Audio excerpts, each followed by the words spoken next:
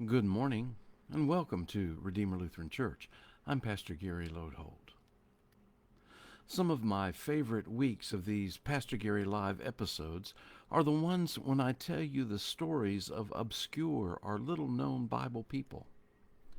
We tend to notice and remember the big stories and the big heroes of the Bible, but there are countless smaller stories and individuals who offer meaning and insight into the life of faith as well. Back in 2021, I did a week on bad guys of the Bible. And so this week I'm going to combine the two and highlight some more bad guys of the Bible, but this time perhaps some of the more obscure stories you might not be familiar with. And we begin with a man named Korah. Korah's story is found in Numbers 16, and it comes during a time when Moses was leading the people through the wilderness on the way to the Promised Land. Now, frankly, the people were tired of endless wilderness and constantly hearing about some promised land Moses was leading them to, but they never seemed to reach. Then, to make matters worse, it was during this time that God handed down all the restrictive laws that the people were to follow. And to top that off, it was about then that Aaron, Moses' brother, was declared high priest and given a special position. Well, all this was too much for a man named Korah, and I think we might be able to sympathize with him. This would be a lot for any of us to take, so we might understand his consternation. In addition, Korah was a Levite, and that meant he was part of the tribe that had already been set apart by God to be the priests for the nation. And now that Aaron had been elevated above that, Korah didn't understand what made Aaron so special and so distinct from the rest of them. So Korah got 250 Israelite men, leaders of the congregation of Israel, and they confronted Moses about it all.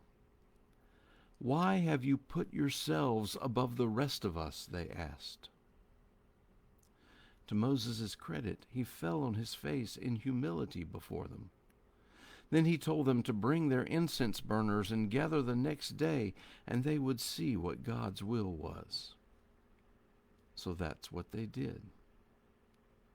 Oh, I should mention that Moses fussed at them a bit, too. "Look what God has been doing for you all these years," he told them. "What is Aaron that you are so upset about him?" The next day they gathered with their incense burners and with all the congregation of Israel there to witness what happened. And God said to Moses, "You and Aaron separate yourselves from all the rest, because I'm going to consume them in a moment." But Moses prayed that God would not destroy the whole group for a few disgruntled people. And God told him to separate the people away from Korah and his 250 followers as well, and he did. Then Moses said to everyone, "If these 250 over here die a natural death, then God did not send me. But if God sends something new, if the ground opens up and swallows them, then you will know that they have despised the Lord."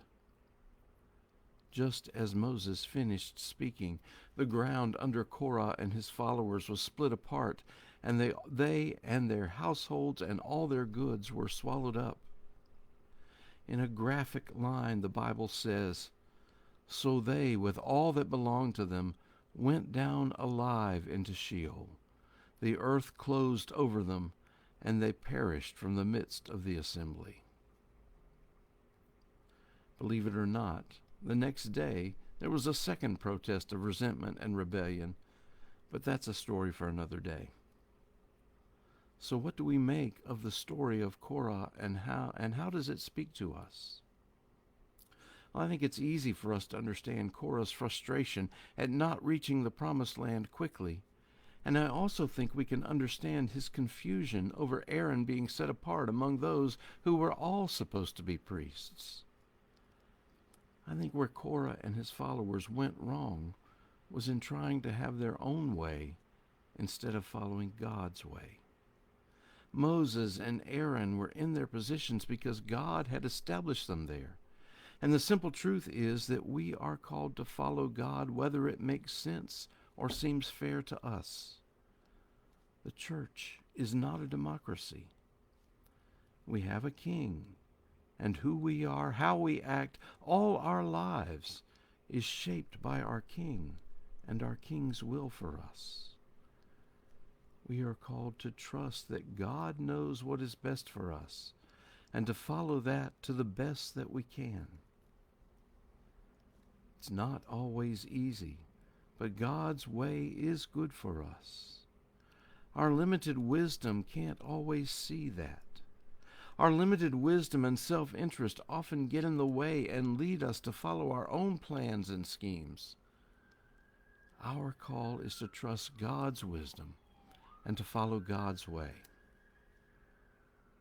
The thing is, Korah might have thought he was doing that, and we are in the same boat. It's not always clear to us what God's way is, and that's a further call for prayer and study of the Scriptures to try to make sure that we aren't seeking to get God on our page, but that we are on God's page. It's not always easy. Martin Luther has become well known for the time he advised someone to sin boldly. What he meant by that was that everything we do will fall short of what God would have, and so is sin. But Luther was urging action in the spirit of, this is what my best discernment of your will and way was, and I went for it with everything I am. Luther hoped for God's grace to meet every circumstance. In our own struggle to discern God's will and way in our world, may we too rely on that grace. Thanks for watching, and remember to let this day belong to God.